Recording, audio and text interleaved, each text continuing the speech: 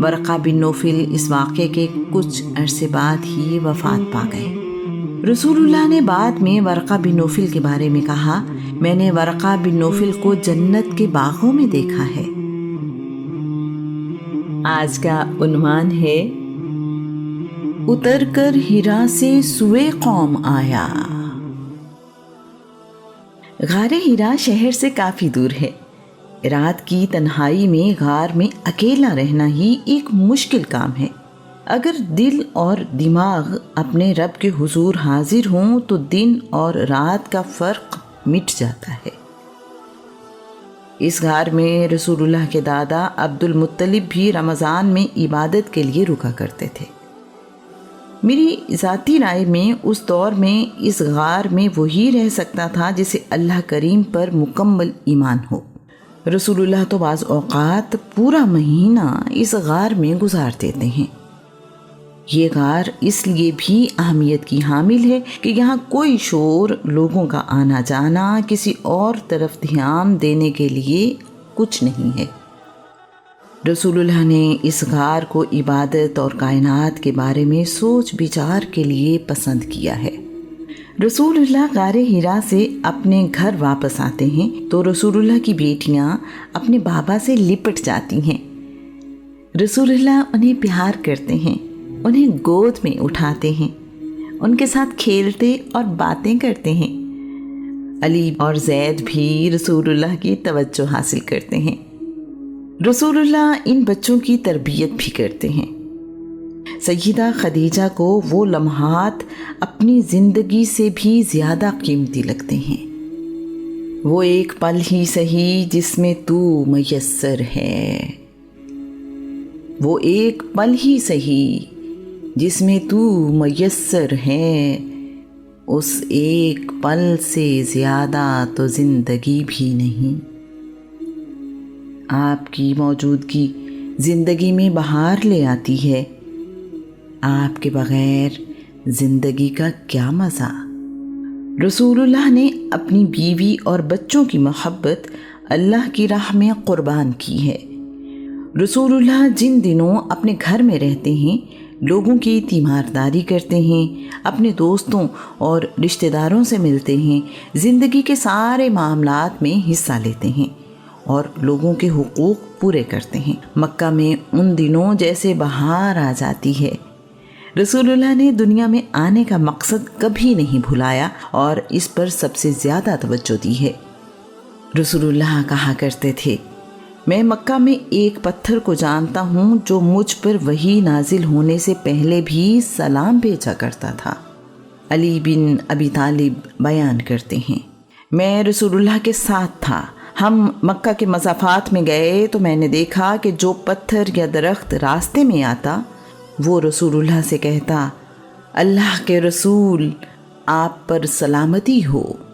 اللہ کریم کی جانب سے وحی نازل ہونا جہاں بڑے اعزاز کی بات ہے، لیکن اس کلام کا اثر دل پر ہونا اور برداشت کرنا آسان نہیں ہے۔ خالق کا مخلوق سے کلام اور اس پیغام کو آگے پہنچانا بڑا ہی مشکل کام ہے۔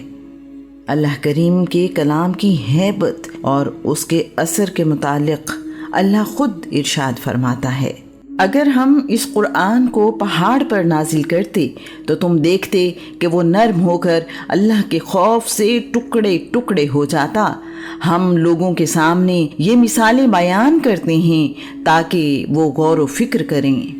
وہی نازل ہونے کی صورت میں رسول اللہ ساکت ہو جاتے ہیں، کبھی کبھی سر یوں ہلاتے ہیں جیسے کچھ سمجھنے کی کوشش کر رہے ہوں۔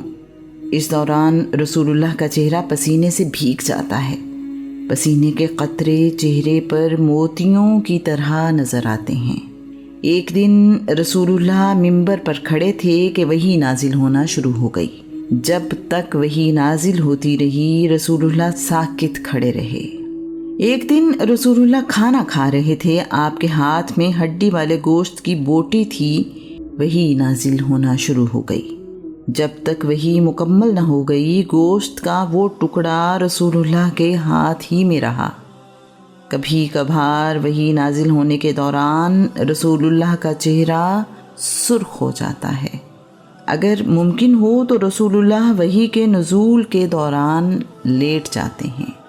اللہ کریم قرآن پاک میں ارشاد فرماتا ہے، کسی بشر میں یہ تاب و تواں نہیں کہ اللہ اس سے دنیا میں براہ راست کلام کرے، مگر یہ کہ وہ اپنا کلام یا تو دل میں ڈال دیتا ہے یا بندے سے دیدار کے بغیر صرف پس پردہ کلام کرتا ہے، یا پھر وہ فرشتہ بھیجتا ہے جو اللہ کے حکم سے جو چاہتا ہے وہی کرتا ہے، بے شک وہ علم و حکمت والا ہے۔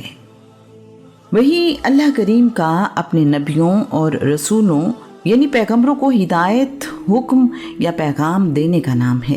وہی عام انسان پر نازل نہیں ہوتی، وہی کی مختلف صورتیں ہیں۔ وہی نازل ہونے کا پہلا طریقہ یہ ہے کہ رسول اللہ سوتے ہوئے جو خواب دیکھتے ہیں، دن میں وہی آپ کے سامنے رونما ہوتا ہے۔ وحی کا دوسرا طریقہ یہ ہے کہ فرشتہ دکھائی نہیں دیتا، لیکن رسول اللہ کے دل میں کوئی بات ڈال دی جاتی ہے۔ رسول اللہ کا فرمان ہے، جبریل نے میرے دل میں یہ بات ڈال دی کہ کوئی شخص اس وقت تک نہیں مر سکتا جب تک وہ اپنا رزق مکمل نہ کر لے، اس لیے اللہ کریم سے ڈرتے رہا کرو اور خوبصورت طریقے سے رزق مانگو۔ وحی کا تیسرا طریقہ یہ ہے کہ جبرائیل انسانی شکل میں رسول اللہ کے پاس آتے ہیں۔ ایسی صورت میں صحابہ کرام بھی کبھی کبھی جبرائیل امین کو دیکھ لیتے ہیں۔